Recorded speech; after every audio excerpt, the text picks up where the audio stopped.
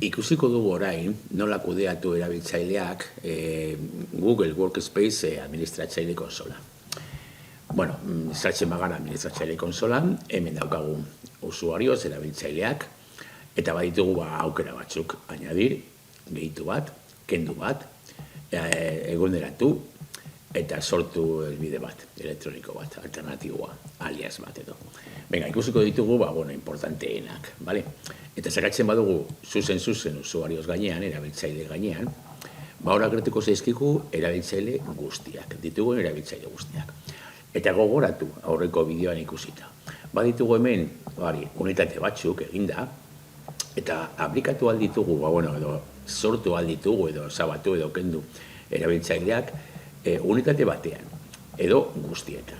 Hemen badaukagu orain guztietan sartzeko, edo momentu batean sakatu aldugu unitate bat, eta adibidez, ikasleak unitatean zuzen sortu erabiltzaileak.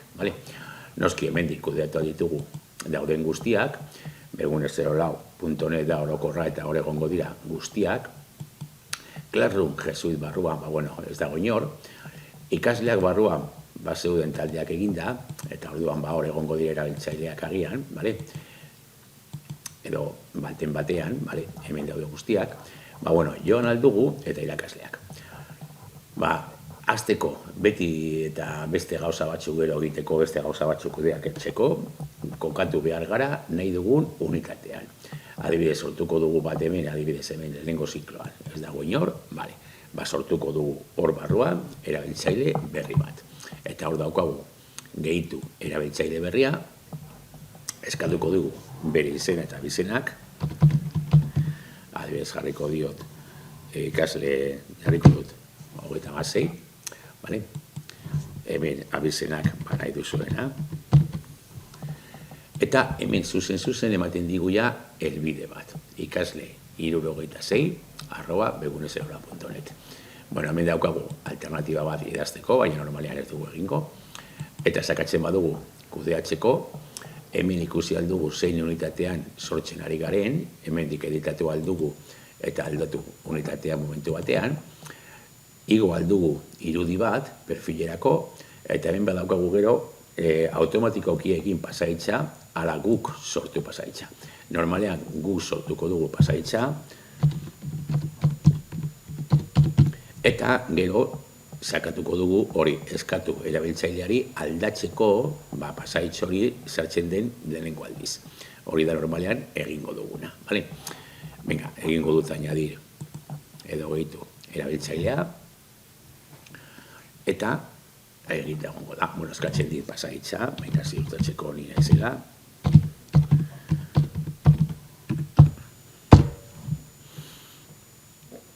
Eta egongo da sortuta erabiltzaile hori.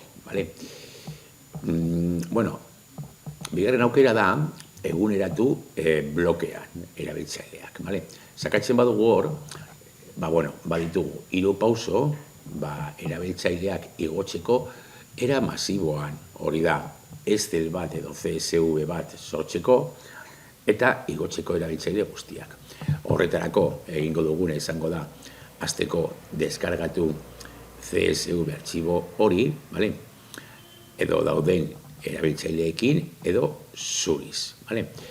CSV plantilla bat edo, gero beste bideo batean ikusiko dugu, nola zabaldu Excel edo Google kalkulo horrietan. Normalean bada testu artxibo bat, komaz aldendurik, datuak, eta ez da zabaltzen zuzen Excelen edo. Zabaldu behar da datuak sartzen, baina gero ikusiko dugu. Orduan deskargatuko dugu artxiboa, artxibo hori bete egingo dugu, hemendik kanpo, Excel aplikazioan edo horreko batean, eta gero gordeko dugu berriro CSV moduan eta igoko dugu. Horrela, kalkulo horri batean izan ditugu erabiltzaile guztiak edo sortu berriak, eta igo gero guztiak batera. Deskargatzen dugun artxiboan, zutabe batzuk, dauden moduan utzi behar dira. First name, last name, email address eta bar. Orduan, bakarrik izango da deskargatzea, zabaltzea Excelen, gero ikusiko dugu nola zabaldu, eta gehitu, artxibo CSV bat. Bale, deskargatuko dut orain adibidez bat zuriz, eta gero beste bideo batean ikusiko dugu nola zabaldu Excelen.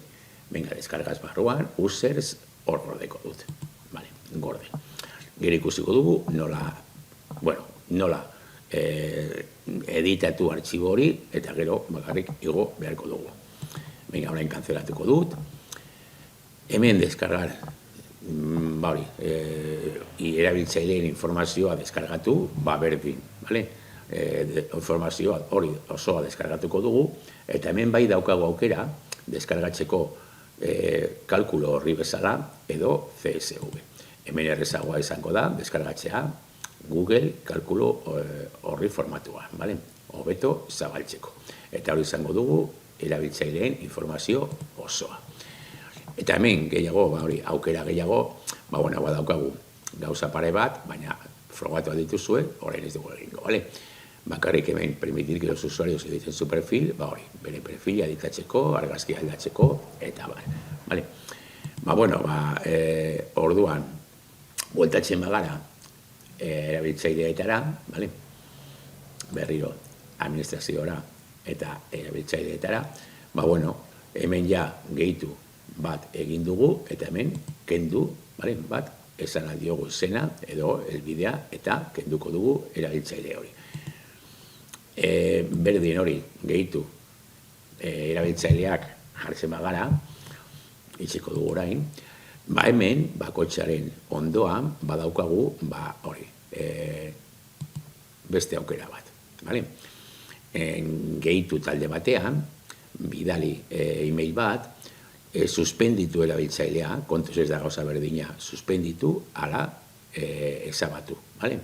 Desberdina dira, suspenditu, hor geldituko da, suspenditurik, baina ez du ezabatzen, eta hemen bai ezabatzen du erabiltzailea.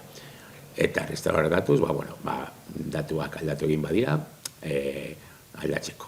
Eta aldatu unitate antolaketa unitatea, berdin. Aldatzeko erabiltzaile hori, unitate batetik, beste batetara. Eta hemen beste aukera bat daukagu, eta da aldatu pasaitza.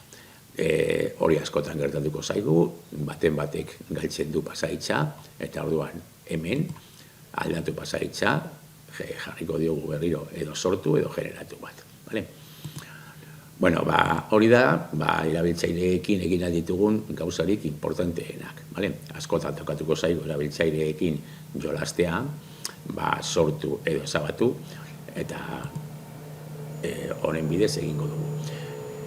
Beste gauza bat, gertatzen dena, irakasle bat joaten denean eskolatik. Normalean, importantea da, ustea denbora pizka bat, erabiltzaile horri, bere datuak migratzeko. Orduan, ez ezabatu behar bada joan bezain laster. Eman hilabete pare bat edo 3, eta bizatu bere datuak eramateko, migratzeko beste kontu batetara, beste eskola batetara joan bada, eman denbora pizka bat, eta gero 2-3 hilabete pasata gero, nahi baduzue ezabatu erabiltzaile hori.